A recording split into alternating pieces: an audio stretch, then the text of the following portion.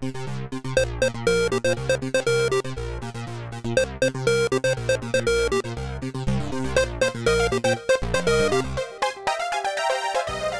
it's Howard Rheingold. In 1996, my wife convinced me to convert the old wooden garage out on the asphalt on our property at the end of the driveway from a storage room into my dream office.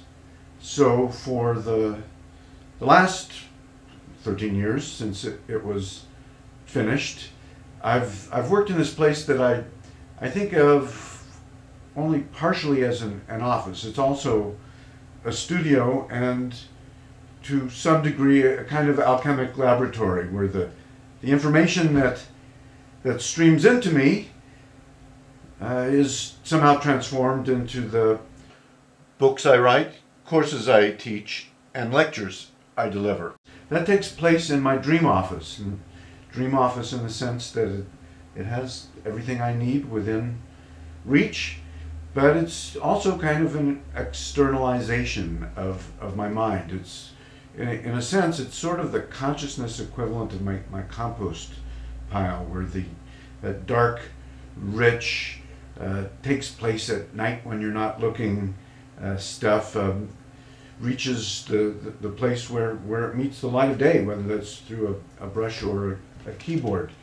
If the weather doesn't permit me to work while I'm outside in my garden, I spend my waking hours, my semi-waking hours. You pass a shrine and between two guardians on the way in. Working on big sculptures for Burning Man introduced me to the art of the jigsaw, so I no longer see a need to paint on squares. This guardian is a cross between a Nepalese stupa and a green man, a face made of leaves that you can spot in cathedrals and on streets in Europe. One of my Burning Man sculptures stands directly across the entrance from the Green Man stupa. I constructed Lola Lotus with the help of my friends from the Mineshaft Society, starting from a painting I had just finished. At the foot of Lola Lotus is an alabaster sculpture that reflects another one of my favorite totems, Garuda, the birdman friend of the gods, celebrated in the Hindu Ramayana. It started with a chunk of pink alabaster, which I worked with rasps and sandpaper.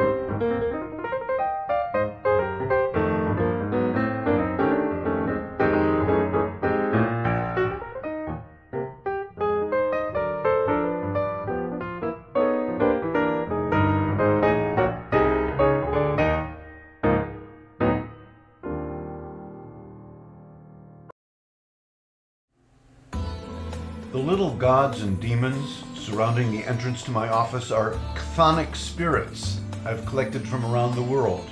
Stockholm, Austin, Ubud, Valparaiso, Amsterdam. I learned about chthonic spirits from Lloyd Reynolds, the same Reed professor who taught Steve Jobs that letter forms are beauty and technology. The seven dwarves are chthonic spirits. The red-headed gnome who sits atop magic mushrooms in unsuspecting European public places is a chthonic spirit. They are reminders that the entrance to the underworld is a sacred place where, as William James put it, around us lie infinite worlds, separated only by the thinnest veils. So I don't actually believe that any supernatural power resides in objects, but to me they are reminders, what Jung would call archetypes that that point at aspects of mind and reality that are obscured by consensus reality and everyday consciousness. You'll see more of these externalizations of mental symbols of translinguistic states on the walls of my office.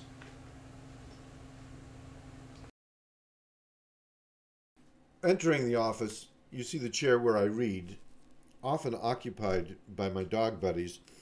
My paintings are on the walls with masks I've collected from around the world. Above the window are two paintings inspired by a visit I made to Bali. Here's Garuda again, and Barong, a Balinese chthonic spirit. Carvings from Oaxaca and India. A snakeskin I found in the garden, a symbol of transformation like a discarded cocoon. Under the window, this watercolor was painted by my mother. At age 94, she had surgery she wasn't supposed to survive. She spent months in the intensive care unit and a rehab hospital. They said she would never recover her cognitive or motor faculties again. But when I put a paintbrush in her hand and guided it to paper, I could see the life force flooding back into her. She was an art teacher. She was my teacher. There is no higher calling. Here is a view of my desk from the ladder to the loft. Behind the desk are shelves with shrines and art supplies. On my desk are a pair of espadrilles from Barcelona that I painted. Next to the art shelves are more paintings. I seem to have evolved a number of different styles over the years. My bookshelves, more paintings, a drawing by Jim Woodring he did when I edited the Millennium Whole Earth catalog. Several of my paintings were done on spider webs that I attached to the canvas with paint. A series I've been working on for years. Looking out towards the driveway. I have a Balinese Barong sculpture that I painted hidden behind my monitor. This shelf contains books I have written in English and translated into other languages, and books to which I've contributed chapters.